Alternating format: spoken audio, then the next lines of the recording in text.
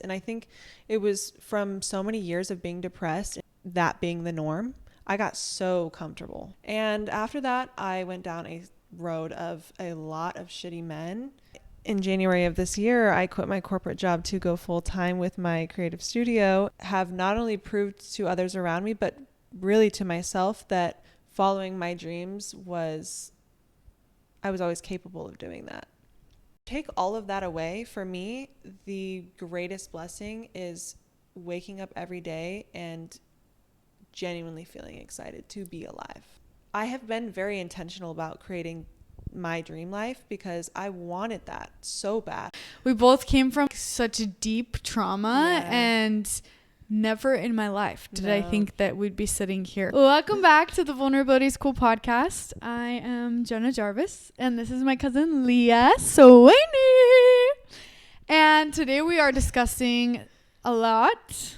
We're going to dive into Leah's life and our relationship, which is really exciting and fun. And some things we're going to be discussing is Leah being groomed when she was super young. We're going to be discussing sexual abuse, really stepping into herself and out of depression, just her entire journey. And it's been really beautiful to watch what I have watched. And then I would just love for you to introduce yourself. Yes, I'm Leah. I'm from Omaha, Nebraska, born and raised. I run a social first creative studio there. So I'm really creative. I love tapping into that side.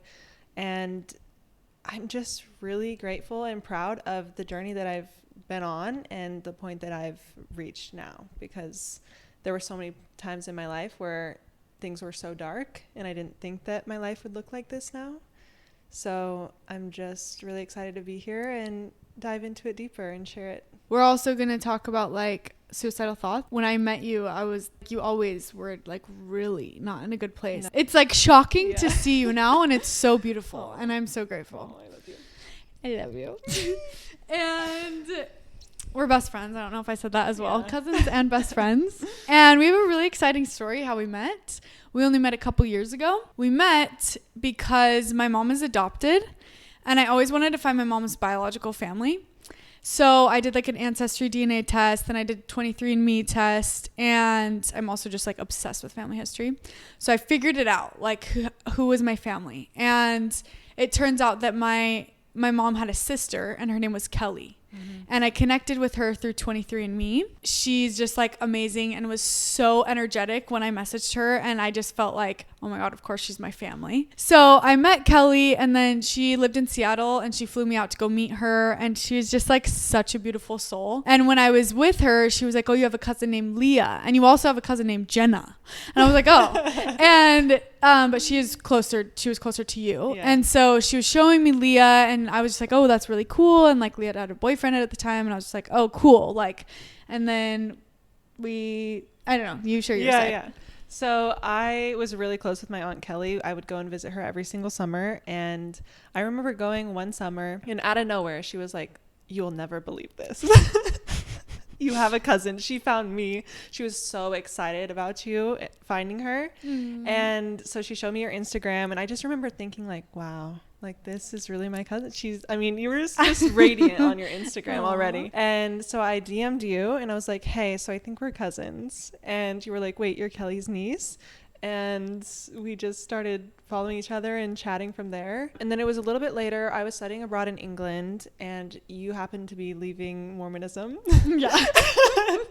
Coincidentally. And I was on a little solo backpacking trip by myself. Yeah. And I was in England, she was in Amsterdam, and they're relatively close, and the flight was pretty cheap. So I was let me fly to Amsterdam, let me meet you.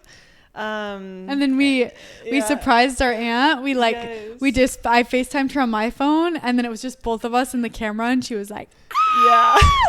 It was so cute. Yeah. And it was funny because we got along, but we definitely didn't hit it off like we have now. No way. Right away. Yeah. We were so different. She was going through her journey, I was going through mine. Leaving Mormonism, and I was very depressed at the time. She only wore black hair. Yeah. And yeah, so it was interesting meeting each other, but it wasn't we were besties from then on.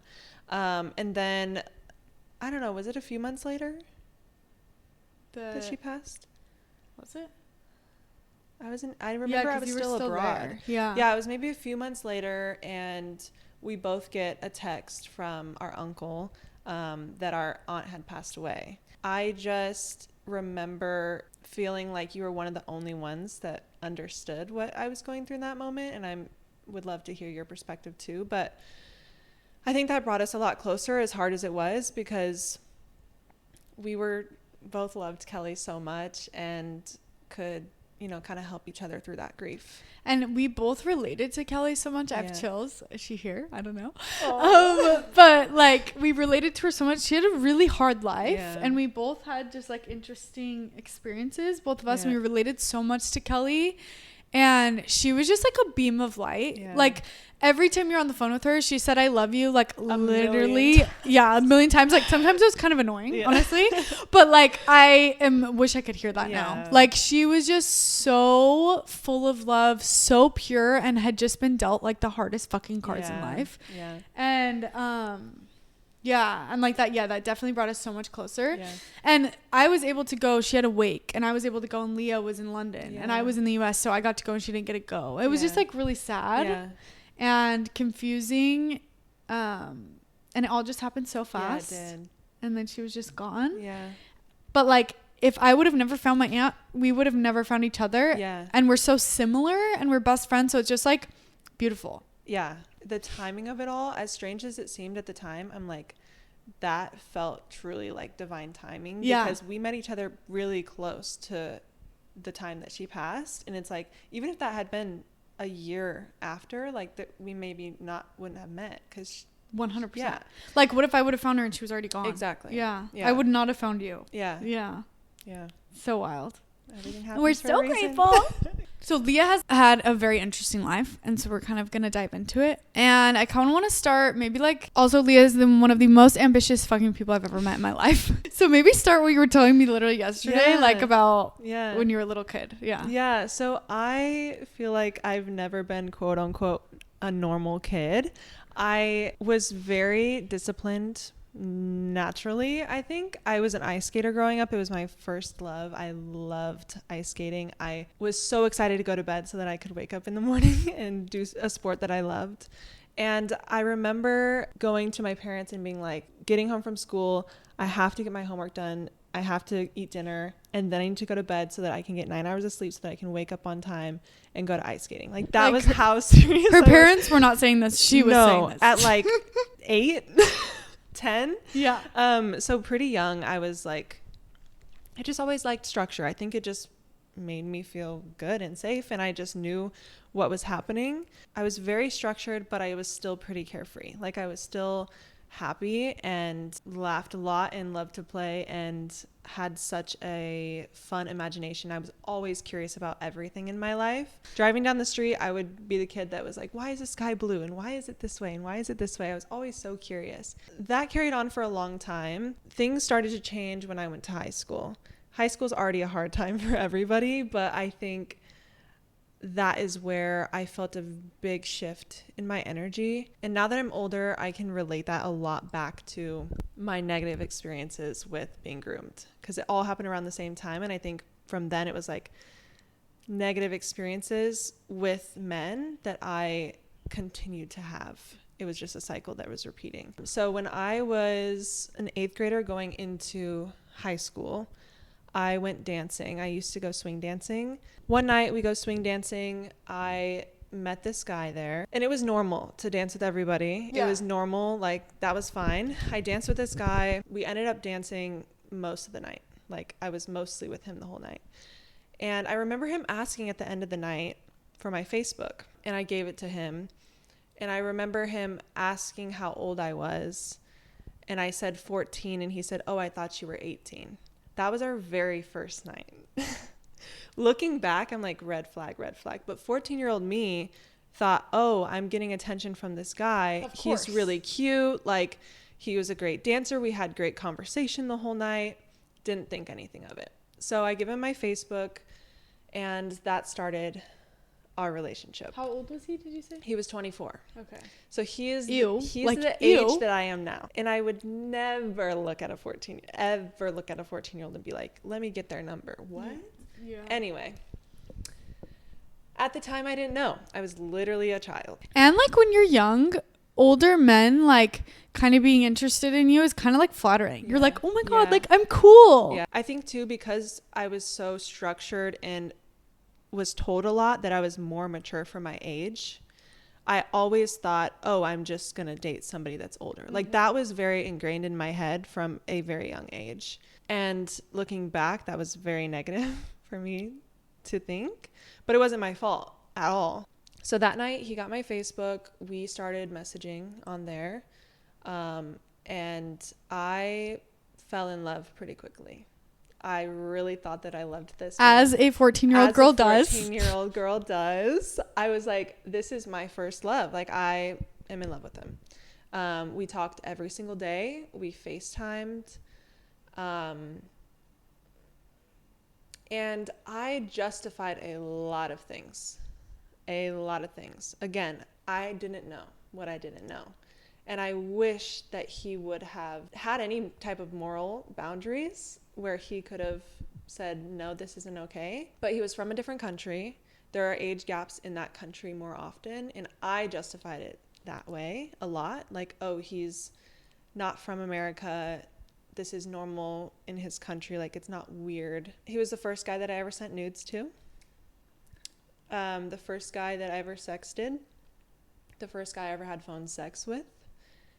Thankfully, nothing happened in person sexually, but I did meet up with him one other time. The most damaging thing from that relationship was the conflicting feelings of, I love this man, I want to protect him, and everyone around me being like, that's wrong. Because for years, I justified all of it. Yeah. I protected him to everybody. I remember my boyfriend in high school, when I told him about this, he immediately was angry. He was like, that's so fucked up. Like, why would he do that? And I was like, no, he's a good guy. Like, he didn't mean anything bad. And I defended him for so long. And I think that really got me down a pattern of being treated badly and still defending them. Because that showed up so many other times in other relationships. But it's just so confusing. How did it end? Yeah, so... Like, did you tell people about it while it was going on? I told a few people. Not your parents?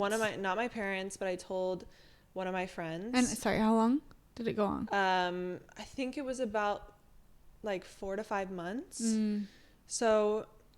yeah, multiple months. It's so sad. Like, I just imagine, like, giddy little Leah so excited, Like, she's loved, like, we see in the movies. Oh, my God. And I remember looking up, like, all things about the law and when I could actually be public about that relationship. And I was so excited to turn 18 because I was like, then I can finally be with him. Like, it ended around homecoming, my freshman year of high school.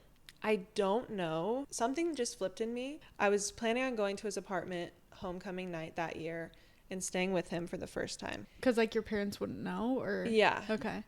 And saying that I was at my friend's house. I don't know if it was just something protecting me in that moment, or maybe I was scared, probably, because I was still a virgin at the time. I didn't know. I mean, I thought I would lose my virginity to him, but I didn't know. I just got cold feet that night. Like, I just ended up going to my friend's house, and I think I was just like, hey, I'm at my friend's house. Like, it's not going to happen. Then he was texting me a ton. I was texting back. But I want to say that I more or less just ended up ghosting him. I don't think it was, again, I was 14. It wasn't like a... you had an inner knowing that was like, this isn't right. Yeah, I had an inner knowing that this needs to end. Like, this is just such a creepy motherfucker. Yeah. Like, are you kidding? Like, also to influence you to send nudes and to sext, like, you didn't know those things. Like, that is so disgusting. Yeah, I'm so sorry. And thank you for sharing this because I think a lot more people can relate to it than talk about it. You know what I mean? For sure. I would say freshman year of high school was my best year of high school. Every year after that got increasingly harder. And I think one thing led to another that I fell into a depression. I was still very involved in so many things in high school and was in AP classes, and like from the outside looking in, I don't think that many people knew that I was not okay, but my parents definitely knew. My therapist definitely knew. I was on SSRIs starting in high school, which did help a little bit, but I had suicidal thoughts constantly. My junior year specifically was the worst. I remember being gone from school a lot because I had therapy appointments in the morning, and then falling asleep in class sometimes. My grades, I got my first C, I want to say. Never. I was a straight A student always. Like, that never happened. And I was just super, now looking back, I could just tell that I just needed someone to hear me and to hold me. And you probably also didn't really know how to communicate that either. I don't think I knew how to communicate to my parents, but I also think they weren't, I mean, I can imagine now how hard it would have been for them to see their child actively hurting and not know what to do about it. Yeah. Like, it's such a helpless feeling for the people around. Okay, something that I've known about you for a long time is like you really never thought that you were going to live to an old age, like even past 30 or like 25 or Yeah, so because of my suicidal thoughts in high school, at first it was like, I don't think I'm going to make it to 18. Like, I really did not think that. I had a suicide plan in place, which thankfully I had talked to my therapist about, and she gave me like all these safety procedures if that happens and all. But I just didn't see the point. It was a struggle in my day-to-day life. I could not imagine 5 years from now, 10 years from now. It was so hard to think that far in the future because I just didn't want to be feeling the same way that I was feeling for that many years. Which I think is also very relatable. Yeah. Like, there have been so many times that I've just been like, am I really going to do this for the rest of my life? Yeah. You know what's crazy? I don't think that anymore. No, do you? no. Yeah. Like, but we used to also talk about that we both felt that way, but I actually don't feel that anymore. Oh, good. Yeah, so that's good. Yeah. Look at us. Yeah, no, that's very real. I think aging was always something that I was like, I just don't want to think about it. I don't want to think about it. Because, like, being 80 years old and feeling that way your whole life, like, that's a nightmare. Yeah. But now I'm like, aging is beautiful. It's so fun. There's different chapters of life. Better every year, literally. Every decade. Yeah. Yeah, so in high school, I was also in that toxic relationship that I was telling you a little bit about. And I loved that man so much. I know he loved me. Like, I think we were truly just kids. Yeah, young and dumb. Yeah. I don't think he had any ill will towards me. And I know I put him through a lot too. But how was it toxic? You don't have to like go so deep into it, but yeah, the relationship was toxic. We just I remember every fight that we got in, it was like threatening to break up with each other. Yeah. Every single time. Yeah. So it's like there was never that safety there. So I remember one fight specifically we had gotten into, and I was at his house and I went in the bathroom and cut myself like there. And I remember him finding it and holding it up to his own wrist. It was a razor blade. And him being like, do you want me, like, I will do it right now so you know how it feels to watch you like hurt yourself. Yeah. As a high schooler, this is what we were doing. So much like unhealed trauma probably from both of you, us. and like just so young. Yeah. And I literally don't blame him at all, because there were so many things that he was going through that my high school brain could not help him cope with. Yeah, no way. And I was going through so many things too that he could not help me cope with. That being my first serious relationship, we dated for 4 years. So that being my first serious relationship experience, I didn't know, and that was after being groomed. I didn't know what healthy love looked like. We broke up in college after my freshman year. And after that, I went down a road of a lot of shitty men, a lot of really toxic men, toxic relationships. I just learned that my body was something that men wanted. And usually that was the first thing that was noticed, instead of my intelligence, my creativity, my ambition. I was all those things always. I think being viewed for my body first by so many people led me to lose those other parts of me a little bit. 100%, yeah. And my confidence in those other parts of me, because I was like, oh, my most valuable thing is my body, because that is what everybody is noticing. Something about you though is it's interesting because like back then, especially when I met you, I was like, she's the most confident person I have ever met. you know? And then all of this was simultaneously going on. Yeah. So weird. Like now I look at you and I'm like, it's like true confidence. Yeah. Whereas back then it still felt like very confident, but in a different weird way. Yeah. I don't know. I think I was confident with my body because I always got praise for that. Yeah. Mm-hmm. So I was never not confident about how I look. But I think now I have true confidence about everything else. Yeah. Like the full fucking package. Yeah, the full package. Yeah. Right before I left to study abroad in England, I met this guy. We hit it off instantly, trauma bonded so much. He was the first person that I felt like I could really open up about literally everything in my life. And because he had been through worse, it was like, it didn't faze him at all. And I felt instantly comfortable with that and safe with him. Again, it was so, this is the best thing I've ever experienced. And also, wait, something's not right here, which again has been a theme in so many of my relationships. So it's almost like normal. Yeah. Like comfortable. It felt normal for sure. We talked every single day. He was the first guy that ever had paid for everything for me. Mm-hmm. He always would never let me pay for anything. He was so curious to get to know me, and I was so eager to be heard and to be understood that I just clung to it. I was like, finally, there's a guy that actually wants to get to know me, not just my body. So I ended up going to England. Best thing that ever happened to me, for sure. That single-handedly started my whole self-discovery and healing journey. But at the beginning, I was still in a relationship with this guy, and we did long distance for a little bit until, again, one day I got a gut feeling that this isn't right. I actually don't want to be in this. I didn't feel safe anymore. And I remember telling him that because he had planned a trip to come visit me. We were going to go to Italy together for Christmas. I had decided, actually, I don't feel comfortable anymore. I don't want you to come.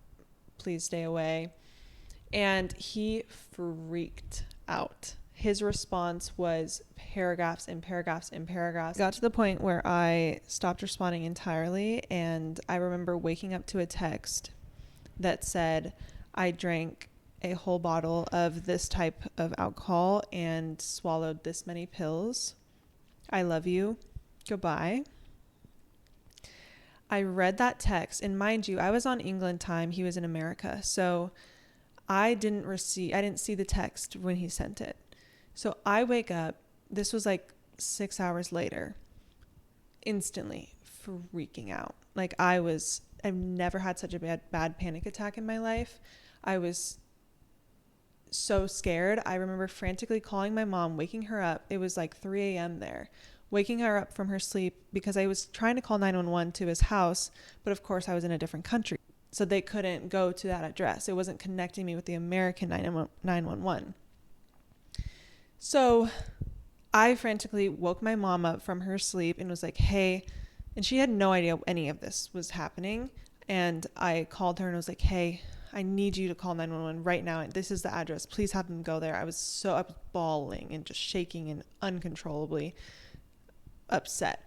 She ended up calling 911 to his house, and he answers the door and tells them that I was crazy, that I was making it up, that didn't actually happen, and that he was fine. You? Yeah. You? And then he calls me, okay? I thought he was dead. I woke up and I genuinely thought he was dead. I was just like, what? How could you do that to someone? After that, I was really angry, and I blocked him from everything. I was like, don't deserve that. That was horrible. How could you do that to someone? I blocked him on everything. And I haven't spoken to him since. Whoa. I will never speak to that man ever again, because I just don't think that's forgivable ever. No. And at this point in my life, I was still only wearing black. I was still depressed. I was still self-harming. I was still just not fully okay with myself. And I always questioned, like, why would that event happen? Why also would I have experienced so many panic attacks? Now I feel like it was so that I could understand other people's pain to such an extent because I went through it, and I have been there for somebody who I thought committed suicide.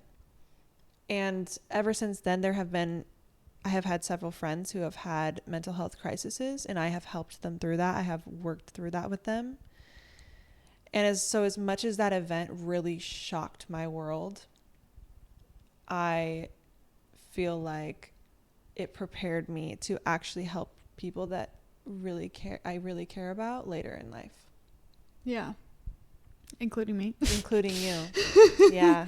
I didn't know if you wanted me to say it, but yes, you're one of those people. Yeah. Yeah. And it's been like the craziest journey. Yeah. And then I'm curious because I feel like after that experience, so much changed. So much. I do think that was a turning point for me because it was such a low. I think that was my rock bottom. And after that, I started solo traveling. I really got comfortable with my own time and space and energy, and got a lot more confident that, wow, I've actually can go to a country by myself and meet all these cool people and figure out my fashion and my style, and started posting a lot more on social media, which I loved. All of that happened when I was in England after that event. Yeah. Yeah. Yeah. And you just like, I don't know. I feel like you just kind of gained some, like, I feel like that dark energy started kind of withering away a little bit. So were you in therapy this whole time? On and off. I started going to therapy when I was 7, 8. Went for a few years. Then I was in therapy in high school, in therapy for 2 years of college. Wasn't in therapy when I was in England, and then got a therapist again when I came back to Nebraska. So on and off for most of my life. Okay. Once I graduated, I moved back to Nebraska and got a therapist in Nebraska. And that was when I really started working through all the trauma that I had with men and really breaking down the relationships I had. It was the number one reason why I wanted to go to therapy that time, because I knew that those patterns were going to keep repeating if I didn't address it directly. At the end of that year of therapy, I wrote in my journal to all of the boys I've loved before. And I wrote a letter to every single guy that I had any type of relationship with. And I just let myself write to them like I was speaking to them. I let myself be angry. I let myself be so honest about how I was feeling towards them. A lot of them were like, "Dear blah, blah, blah, I hate you. You're horrible." But I made sure on every single one to end with a positive note of how I was moving forward and how my memory of them was going to be something that served me in my life. Ooh, I really love that. Yeah. So like making it almost your advantage. Like, yes, I hate you and yes. it taught me all of this. Yes. That's cool. At the end of every one, I would say something that I was releasing with each one. And going through that with all of those different relationships was the most powerful thing I have ever done to actually heal from that trauma. From that day forward, I have felt so much lighter. I felt like I was clinging to those traumas for so long. Yeah. And why? There was no reason for me to do that. And I think we like talked about this too recently of just like, I felt like, I don't know, was that like a year ago or something? Yeah. I don't even know. I just like said to you, like, can I just be so honest with you or something? Like, I feel like you are carrying this sad, heavy energy and like it affects me. And sometimes it's like hard for me to be around you because like I just feel it. And I was just kind of like, I don't feel like you need to carry this anymore. And yeah, what did you think from your side?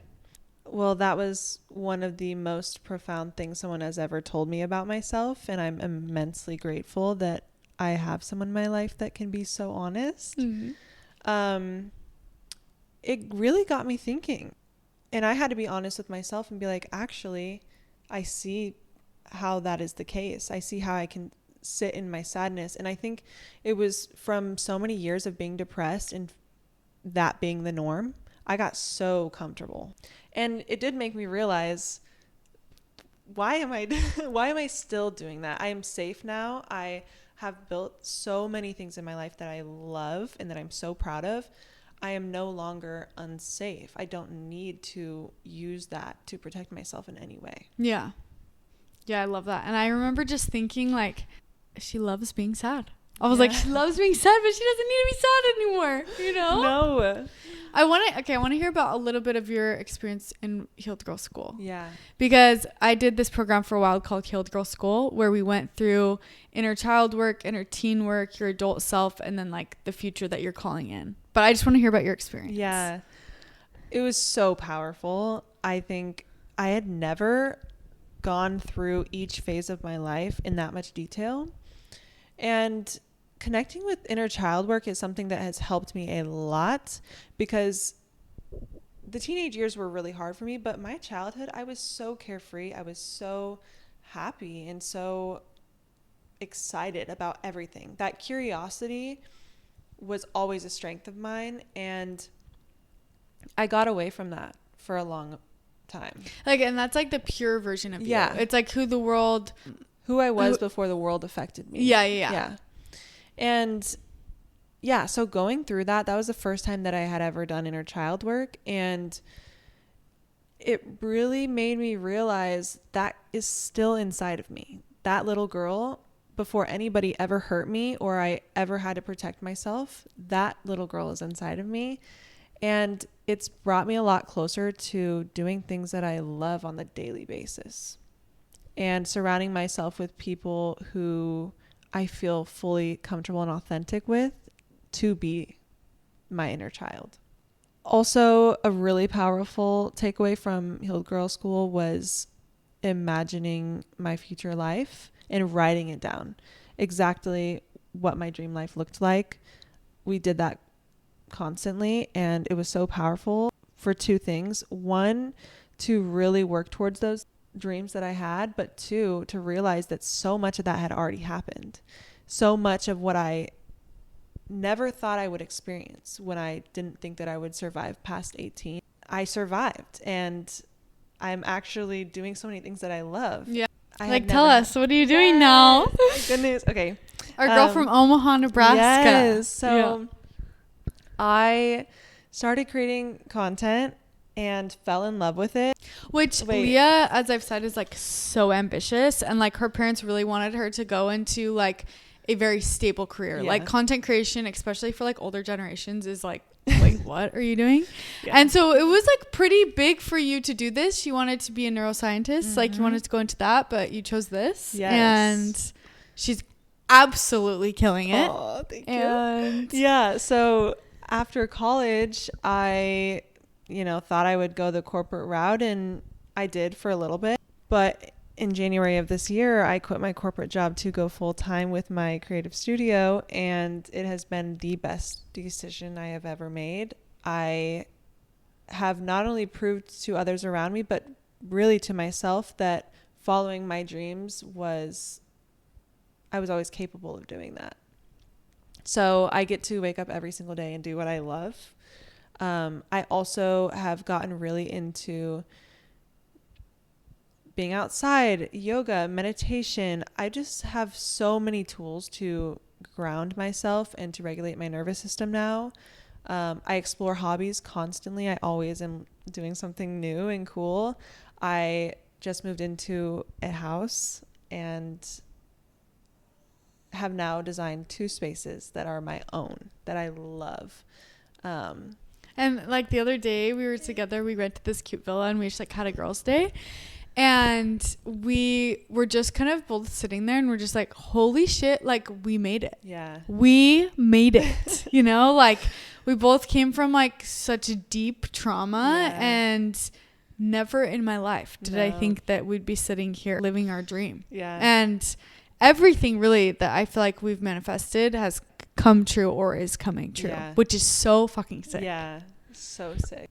I mean, take all of that away. For me, the greatest blessing is waking up every day and genuinely feeling excited to be alive. Yeah. Like that is something, again, I did not think that would happen for me. I have been very intentional about creating my dream life because I wanted that so bad. I wanted to wake up and be excited about the things on my schedule and the people that were in my life, the friends I was going to get to see. So the fact that I've done that is so validating, that all of the years of work through healing and through chasing my dreams, and it was all worth it. Yeah. Yeah. And I think it's so beautiful to see because like in the place you were in kind of when we met versus now, like you genuinely are like a whole different energy, like in a whole new energy. And if younger you could see you now, she would be so hyped, like so beyond hyped. Teenage you would like literally not believe it. Yeah. And it's really cool to see that like all of this was possible for you and like that it's so possible for someone else. Like I think I was telling you, if I like found your social media now, I would never in a million years think that you had been through this stuff ever. Yeah. Or that you used to wear all black. Like I would be like, what? Or had black hair. Like you're totally different. Yeah. And a little cool connection that we made is that like our Aunt Kelly would always wear black and you really related to her. And she had passed away and she was still wearing all black. And like, I feel in a way that like you've lived on and you got to like pass kind of that darkness that she didn't get to pass through. And it's so beautiful. It's so beautiful to see like letting her legacy I live on in like a more colorful way, you know? Yeah. Okay, so like with all of this, and I feel like you've come so far now, like how do you approach dating now? Like what do you look for? There are multiple things, but I think one big one is paying attention to how my nervous system physically feels, how my body feels, because as I've gotten more connected to my body through breath work, through yoga, and just noticing where different parts of my body are tense when I'm in uncomfortable situations, I think your body tells you so much. Now I actually listen rather than feeling that way in my body and still ignoring it. And ignoring, the more you listen, the louder it gets. Yes. Too. Yeah. Because there are so many situations that I've ignored how my body felt. And if I would have just listened and removed myself from that situation, that would have been a great form of protection. But I just didn't know at the time. So that is definitely something I do now. And also a big realization I had the other day is that I have always been in scenarios where I'm trying to change or make somebody either a better person or have better habits. Or why do I do that? I don't need to do that. And I think moving forward, it's going to be really important for me to just meet someone where they're at. I have done so much work to get to where I'm at, and I am so proud and protective of what I've built. So letting someone else into that, it's really important. They have the same frequency and they've done the same work on themselves already. And I think the more like we don't allow people that haven't done that in our lives, it will create more space for the people that have done that work. And I think for a long time you're attracting like such similar men, and it's gradually gotten better and better. And it's like now it's just time to be so picky. Yes. Yeah. Which is really exciting and really beautiful. Before I had a list of things that I want in my dream partner as a way of manifesting that. But recently I updated it so that it's more about how my nervous system feels in their presence. So instead of just, I want someone who has this kind of job and is interested in these things and is respectful and kind and whatever, it's, does my body feel relaxed in their presence? Or how do they respond to when they're under stress? So before, I used to have a list like top 5 qualities I'm looking for: protective, provide safety, deep thinker, they're driven, they're thoughtful, they're respectful. And I would ask questions like, what's your 20-year plan? Or do you want to move in your life? Now I have things like, how would you describe your energy? Or do I feel safe? Does my nervous system feel safe in their presence? How do you reconnect with someone that you love? And I think that alone reflects how much more specific I'm getting on how my nervous system feels and how their energy is presenting itself and also affecting me. Yeah. It's so important to me now. I love that. Yeah. And really, I feel like the more specific you get, the you really do meet those people. Yeah. Like it's happened to me over and over again. Mm-hmm. I feel like everyone I've dated in the past year and a half has been people like that are exactly what I wrote down on my vision board, you know, or like my notes page. Yeah. I always ask this at the end of podcasts. Yeah. I guess the first question, I have 2 questions for you. If like you could tell one thing to a younger version of you, whatever version first comes to your head, like what would you say? I would definitely talk to my 17-year-old self and tell her that not only does it get better, but it gets better beyond my wildest imagination. There's no way she would have imagined my life right now. I love that. Yeah. I wish I could see it, you know? Yeah. But it's cool because I feel like that version of you does exist inside of you, Yeah. you know? And she is like so excited. Yeah. And then the question I always end on is, if you could have everyone in the world understand one thing, what would it be?